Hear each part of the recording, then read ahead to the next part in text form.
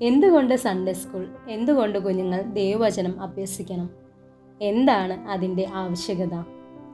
യൗവനത്തിലെത്തുമ്പോൾ ദൈവവചനം പഠിച്ചാൽ പോരെ?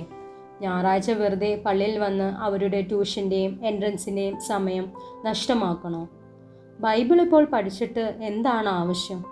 അതുകൊണ്ട് ഒരു സർട്ടിഫിക്കറ്റും കിട്ടില്ലല്ലോ. കിട്ടിയാൽ തന്നെ അതൊരു കോളേജിലും സ്കൂളിലും ആവശ്യമില്ല എന്നിങ്ങനെയുള്ള ചോദ്യങ്ങൾ പലരുടെയും മനസ്സിൽ കടന്നു വരും.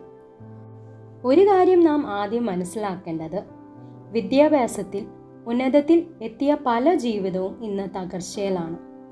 അവർക്ക് ചിലപ്പോൾ മികച്ച ജോലിയും ശമ്പളവും കാണും, എന്നാൽ സമാധാനക്കുറവും ബന്ധങ്ങളിൽ വിള്ളലും ഉണ്ടാകുന്നു.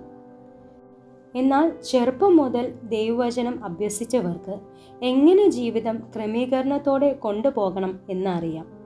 സൺഡേ സ്കൂൾ പഠിക്കുന്നത് വെറും ഒരു അറിവിന് വേണ്ടിയല്ല, മറിച്ച് അത് നാം നടക്കേണ്ട പാത കാട്ടും. നാം എന്ത് തിരഞ്ഞെടുക്കണമെന്നും ഏതാണ് നല്ലതെന്നും ഉപദേശിക്കുന്നു. കാലങ്ങൾ കഴിയുമ്പോൾ പല കുഞ്ഞുങ്ങളും എന്തുകൊണ്ട് ഇങ്ങനെ വിചിത്രമായ കാര്യങ്ങൾ ചെയ്യുന്നുവെന്ന് നാം ചിന്തിച്ച് തല പുകയ്ക്കണ്ട.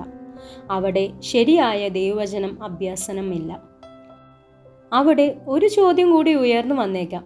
ശരിയായ ദൈവവചനം അഭ്യസിച്ചവരുടെ ജീവിതം ഇന്ന് പലരുടെയും തകർച്ചയിലാണല്ലോ എന്ന്. ദൈവവചനം പഠിച്ചാൽ മാത്രം പോരാ, അത് ജീവിതത്തിൽ പ്രാവർത്തികമാക്കണം. അത് ചെയ്ത കുഞ്ഞുങ്ങൾ നശിച്ചു പോയിട്ടില്ല. ദൈവത്തെ അന്വേഷിച്ച് ദൈവത്തിൻ്റെ കൽപ്പനകളെ പിന്തുടർന്നവർ ദൈവത്താൽ അനുഗ്രഹിക്കപ്പെട്ടതായി മാത്രമേ മാറിയിട്ടുള്ളൂ. അവർ ജീവിതത്തിൻ്റെ ഏതു പ്രതിസന്ധിയിലും തളർന്നു പോകുകയില്ല. സമാധാനത്തോടെ വെറുവെറുപ്പില്ലാതെ മുന്നോട്ടു പോകും. ചൊട്ടയിലെ ശീലം ചുടല വരെ. ചെറുപ്പത്തിലെ നാം കുഞ്ഞുങ്ങളെ പല്ല് വൃത്തിയാക്കാൻ പഠിപ്പിച്ചില്ലെങ്കിൽ വലുതാകുമ്പോൾ അത് ചെയ്യാൻ അവർ മടി കാണിക്കും. ചെറുതിലെ നല്ല ശീലങ്ങൾ കാട്ടിക്കൊടുക്കാതെ ഒഴുക്കൻ മട്ടിൽ വിട്ടാൽ അവർക്ക് വലുതാകുമ്പോഴും അതിൻ്റെ പ്രാധാന്യം മനസ്സിലാകുകയില്ല. അതുപോലെ തന്നെ ശരിയായ ദൈവവചനം അഭ്യസനം ബാല്യം മുതലേ കുഞ്ഞുങ്ങൾക്ക് പകർന്നു കൊടുക്കുക. ബാലൻ നടക്കേണ്ട വഴി അവനെ അഭ്യസിപ്പിക്കുക. വൃദ്ധനായാലും അവൻ അത് വിട്ട് മാറുകയില്ല.